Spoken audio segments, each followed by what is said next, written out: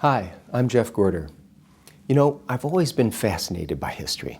For some reason, that subject was always one of my favorites in school. And while many of my classmates viewed history as a tedious memorization of dates and names, frankly, I loved it. I think, for me, I saw history as an unfolding story, and I always try to put myself into the scene.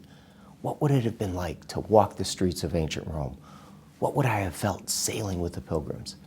I still love history, but now as a disruptive event manager, I also think about history a little more seriously.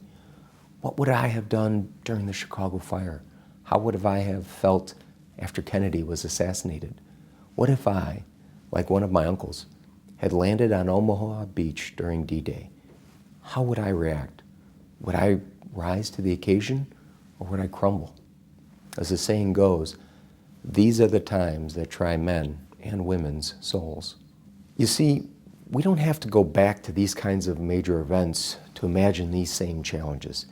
Each of us has our own story, complete with events that we wish we hadn't had to face. Some of those events may have occurred at our workplace. It could be an armed robbery, a machinery accident, or a natural disaster. We don't get to choose these events, but we do get to decide how we will react, how we will view ourselves in response to these events. We have a choice to be either victims, survivors, or even thrivers. People experiencing the role of victim describe a wide range of reactions that are uncomfortable and painful.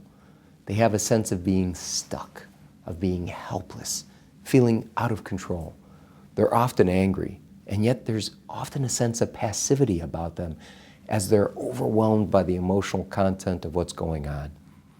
They are looking to the outside for somebody to come in and rescue them. And there's often an avoidance or a blame that's involved. And sometimes they're stuck in a preoccupation with the past. Now, please understand, this is not to minimize, blame, or dismiss these reactions, but these observations reflect their own self-report, and that they do not perceive themselves as able to make any difference in their situation.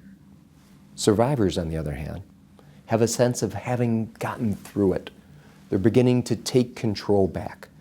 They describe an optimism about the future. Their emotions come in waves, but they're able to manage them. They have a belief that they have the resources to live one day at a time. In fact, they're defining a new normal even as they move forward. They're influenced but not controlled by the past because their focus is on the present. Now, thrivers are those folks who not only make it through, but describe themselves as having grown as a result of the event. They're characterized by a commitment to moving forward. They are more self-determined, and they're active and engaged in their own recovery. They acknowledge emotions honestly and directly, and they seek peace and renewal as they're moving forward. They have a heightened compassion for others, and their outlook is to the future.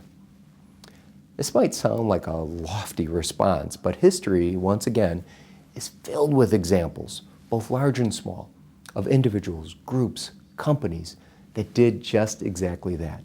They thrived in the midst of difficult circumstances, and they rose to the occasion.